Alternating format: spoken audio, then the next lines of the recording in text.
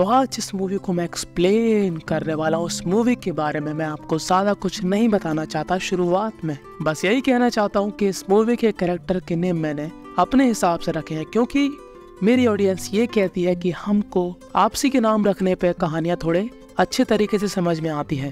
तो movie start होती है जहाँ पर हमको एक लड़की दिखाई जाती है जो कि इस मूवी की मेन कैरेक्टर, जिसको हम बुलाएंगे अर्पिता। तो अर्पिता है काफी ज्यादा अमीर बाप की बेटी और अर्पिता के पिता है सर्जन और माता जी है हाउसवाइफ। तो अब अर्पिता जाती है अपने स्कूल। तो अर्पिता की होती है एक बेस्ट फ्रेंड जिसको हम बुलाएंगे अंजलि। तो अंजलि है तो उसकी बेस्ट फ्रेंड, पर अंजलि उससे अच्छे से रिएक्ट नहीं करती, यानी कि वो थोड़ी सेल्फिश टाइप की है और अर्पिता ये बात जानती है, पर वो उससे दोस्ती नहीं तोड़ सकती क्योंकि अर्पिता के पास सिर्फ यही मात्र दोस्त है। अब जितना चुप चुप अर्पिता रहती, उसके जस्ट अपोजिट अंजलि रहती एकदम खुले मिजाज की। वो अपनी लाइफ काफी अच्छी तरीके से एंजॉय करती है। अंजलि का होता है एक बॉयफ्रेंड जो कि प्लेयर है इस आइस हॉकी टीम में, और अंजलि अपने बॉयफ्रेंड के साथ अर्पिता के सामने एंजॉय करती। और अंजलि के बॉयफ्रेंड को हम बुलाएंगे मोहन। और अर्पिता की ये देखकर कहीं ना कहीं चल के ज्वालामुखी होती है, क्योंकि जाहिर सी बात है अर्पिता को भी वो सब चाहिए जो कि और बच्चों को मिल रहा। माना कि अर्पिता के पास पैसा अखंड है, पर बेचारी की जिंदगी पैसा होने के बावजूद भी झंड है। और ये बात अर्पिता के माता पिता भी जानते हैं कि अर्पिता खोई खोई रहती है। अर्पिता की माता जी कहती है कि बेटा तुम कॉलेज की प्रॉम्प्ट पार्टी में जाना और एंजॉय करना, पर अर्पिता कहती है कि मुझे एंजॉय नहीं करना और ये बात आप मेरे से दोबारा मत करना वरना मैं रो दूंगी। अब देखो अर्पिता परेशान है क्योंकि उसकी लाइफ उसके हिसाब से नहीं चल रही। वो भी चाहती है उसका बॉयफ्रेंड हो, वो भी चाहती है कि वो भी एंजॉय करे। तभी उसको यहाँ पर अपने कमरे के इस आईने के पास एक फोटो मिलती है, जो फोटो थी एक अल्ट्रासाउंड की फोटो, जहाँ पर वो देखती है कि इस अल्ट्रासाउंड में 2 बेबीज दिखाई दे रहे हैं। और ये फोटो देखकर उसके मन में उठते हैं काफी सारे सवाल, पर फिलहाल अपने अभी के गम को मिटाने के लिए अर्पिता अपनी उंगलियों का करती है इस्तेमाल कि तभी वो आईने में देखती है कि उसी के जैसे दिखने वाली एक लड़की उसके शीशे के पीछे है। और ये देखकर अर्पिता की तो मानो हलक में आ जाता।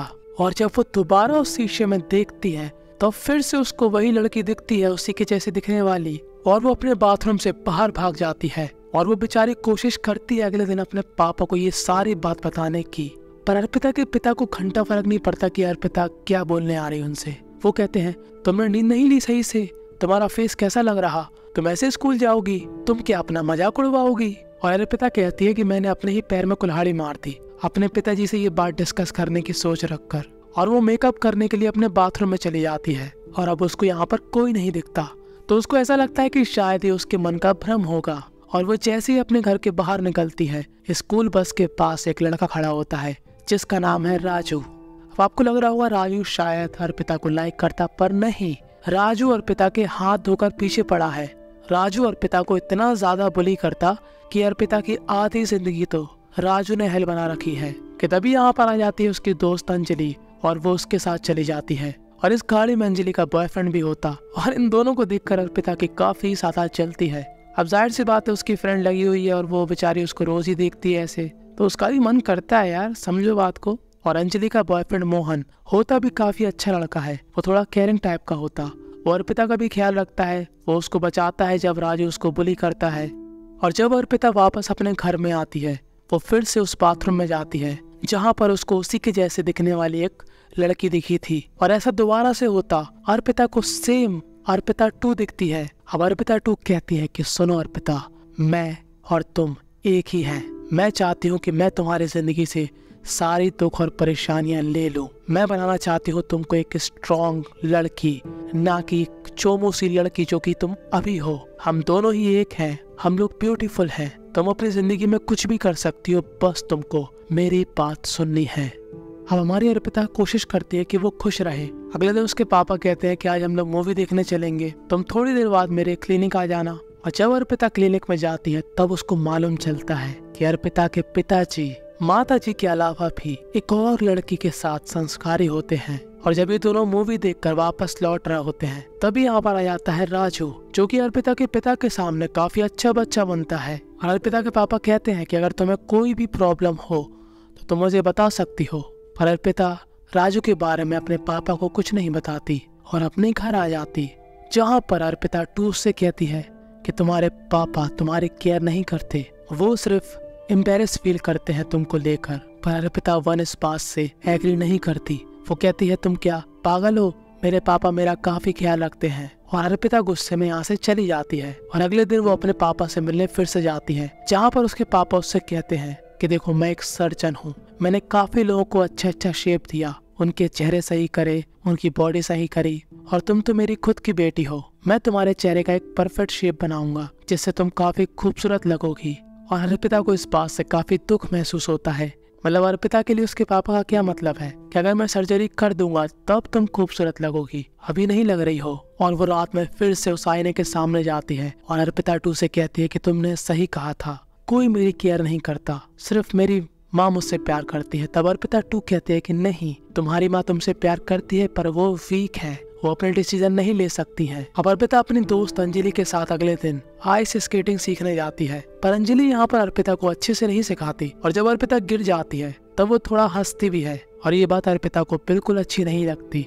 और वो घर आकर अर्पिता 2 से बात करती है, वो भी निर्वस्त अवस्था में। और अर्पिता 2 कहती है कि तुम दुखी मत हो, जो तुम्हारी दोस्त है वो असल में तुम्हारी दोस्त नहीं है, वो तुम्हें अपनी लाइफ में चीजें दिखाकर तुमको बस जेलस फील कराती है, जिसमें उसको मजा आता है। और आज तुम्हारे कॉलेज की प्रॉम्प्ट पार्टी है तो वहाँ जाकर एंजॉय करो, किसी के भरोसे मत रहो। और जब अर्पिता कॉलेज की इस प्रॉम्प्ट पार्टी में जाती है तब वो आइस स्केटिंग के शूज पहनकर चली जाती है कि वो भी यहाँ पर परफॉर्म कर सके, पार्टी में पार्टिसिपेट कर सके। पर तभी यहाँ पर आ जाता है अर्पिता का सबसे बड़ा दुश्मन राजू, और उसको सभी के सामने घुमा घुमा कर उसकी बेइज्जती करता है। और यहाँ पर खड़े सभी लोग हंस रहे होते हैं। नहीं सही में अब इस चीज से हमको यही सीखने को मिलता है कि बाहर के स्कूल में जो बच्चे बुली होते हैं ना, उनका लेवल कुछ अलग ही होता है। मतलब हमारे देश में यार ऐसे लोग हैं जो कि सच में इन सब चीजों को रोकते हैं। खैर इतनी ज्यादा बेइज्जती होने के बाद अब अर्पिता फिर से अर्पिता 2 से बात करती है, जहाँ पर अर्पिता 2 कहती है कि मैं तुम्हारे सभी दुख ले लूंगी, बस तुम मुझसे प्यार करो और मुझको अपने आप में संभालो, तुम अपनी पर्सनैलिटी को भूल जाओ और मेरी पर्सनैलिटी को अपना लो। और अर्पिता कुछ ऐसा ही करती है। और अब हमको देखने को मिलेगा अर्पिता का एक नया वर्जन, जो कि पहली वाली अर्पिता से जस्ट अपोजिट है। अब उसको घंटा फर्क नहीं पड़ता कि कोई उसके बारे में क्या सोचता है, कोई उसके साथ रहता है या नहीं रहता है। और वो राजू के पास आती है डायरेक्ट और उससे कहती है कि तू मुझे परेशान करता है क्योंकि तू मुझे पसंद करता है और तेरे में इतना कूदा नहीं कि तू ये सब कह सके। और ये बात सुनकर राजू को सभी के सामने बेइज्जती महसूस होती है। और अब राजू के बाद अर्पिता डायरेक्ट अंजलि के बॉयफ्रेंड पर फ्लर्ट करती है। वो कहती है तुम काफी अच्छे लगते हो, तुम काफी हैंडसम हो। और ये बात देखकर अंजलि की चल के ज्वालामुखी हो जाती है। और अब अर्पिता आइस स्केटिंग सीखने के लिए अंजलि का सहारा नहीं लेती, वो खुद ही अकेले जाती है, सीखती है, गिरती है, पढ़ती है, पर खुद ही से सब कुछ सीखती है। और वो अपनी माताजी से भी कह देती है कि सुनिए माताजी, आपको सब कुछ मालूम है फिर भी आप अनजानी बन रही हो। आपको मालूम है कि पिताजी कहीं और पर मुंह मार रहे और रात में काम बोलकर किसी और के साथ रात गुजार रहे। और ये सुनकर अर्पिता की माताजी जोर से अर्पिता के गाल में एक चांटा मारती है और कहती है चली जाओ यहाँ से अपने कमरे में। क्योंकि अर्पिता की माताजी को सब कुछ मालूम है, पर वो फिर भी एक ऐसी औरत बन के रह रही है जो कि ऐसी परिस्थिति में कुछ नहीं कर सकती। और जब वो अर्पिता 2 से दोबारा से बात करती है बाथरूम के अंदर, तब अर्पिता 2 कहती है कि तुम अपनी लाइफ में अब ऐसे बिग डिसीजन लो, जो भी तुम्हारे एनिमी है उनसे फाइट करो, उनको ये चीज दिखाओ कि उन्होंने तुम्हारे साथ गलत किया। और अब इन सारी बातों को मन में रखकर अर्पिता अगले दिन अपने स्कूल जाती है और उसकी नजर होती है राजू पर। और राजू उसको देख लेता है और अर्पिता राजू को बाथरूम में ले जाती और उसकी एक टांग तोड़ देती। और राजू की तो हालत खराब हो जाती कि ये लड़की तो पागल है। पर यही नहीं, अब वो अपनी दोस्त अंजलि के साथ उसी जगह पर जाती जहाँ पर ये लोग पहले आइस स्केटिंग की प्रैक्टिस करते थे। और अंजलि तो मानो एकदम चौंक जाती कि आखिर अर्पिता को इतनी अच्छी तरीके से आइस स्केटिंग करना कैसे आ गया। और अब अंजलि अर्पिता से थोड़ा बहुत जेलस फील करती है, पर अर्पिता यहीं पर नहीं रुकती, वो अंजलि को यहाँ पर काफी तेजाई में आने के लिए कहती है और अंजलि यहाँ पर गिर जाती है और ऑन द स्पॉट अंजलि की मौत हो जाती है। और अर्पिता को यहाँ पर बिल्कुल दुख नहीं लगता, पर वो एक्टिंग करके पुलिस को फोन लगाती है। और जब ये सब मामला खत्म हो जाता है तो उसके बाद अर्पिता जब अर्पिता 2 से बात करती है तब अर्पिता कहती है कि तुमने आखिर मेरे को क्या बना दिया, मैं पहले कैसी थी अब मैं कैसी हो गई, मैं अब क्राइम करने लगी हूँ तुम्हारी वजह से। तब अर्पिता 2 कहती है कि वो क्राइम नहीं एक एक्सीडेंट था और वो वैसे भी तुम्हारी बेस्ट फ्रेंड नहीं थी तो उसको भूल जाओ, और अब मोहन हो चुका है अकेला तो जाकर उसको पटाओ।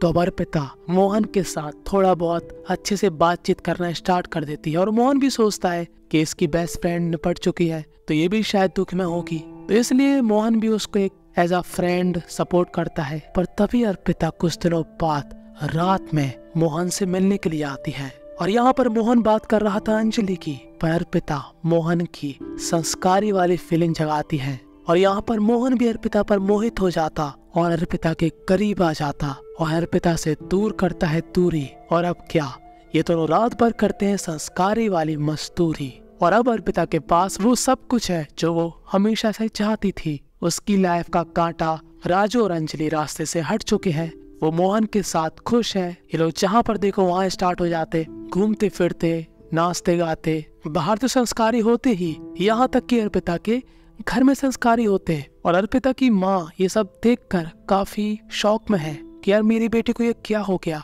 और अब मोहन को भी काफी मजा आ रहा। और अब यहाँ पर बिस्तर खराब करने के बाद ये दोनों जाते हैं मोहन के घर पे कि तभी यहाँ पर आता है पुलिस का फोन, जहाँ पर पुलिस कहती है तुमसे और अर्पिता से दोनों से बात करनी है अंजलि के केस की इन्वेस्टिगेशन के लिए। तो यहाँ पर मोहन कहता है हाँ हम लोग अभी आते हैं, पर अर्पिता का मूड है यहाँ पर संस्कारी होने का, तो वो मोहन से कहती है अभी हम नहीं जा सकते, अभी हमारी प्रक्रिया बाकी है। तब मोहन कहता है तुम क्या पागल हो, तुम्हारी बेस्ट फ्रेंड मेरी गर्लफ्रेंड वो भी इम्पोर्टेंट है हमारे लिए। तब अर्पिता कहती है उसको भूल जाओ, अच्छा हुआ वो मर गई। और ये बात मोहन को लग जाती है बुरी और मोहन कहता है मैं तुमसे नहीं मिलूंगा। और इस बात को सुनकर अर्पिता को आ जाती है काफी ज्यादा गुस्सा और वो मोहन को अंजलि के पास पहुंचा देती।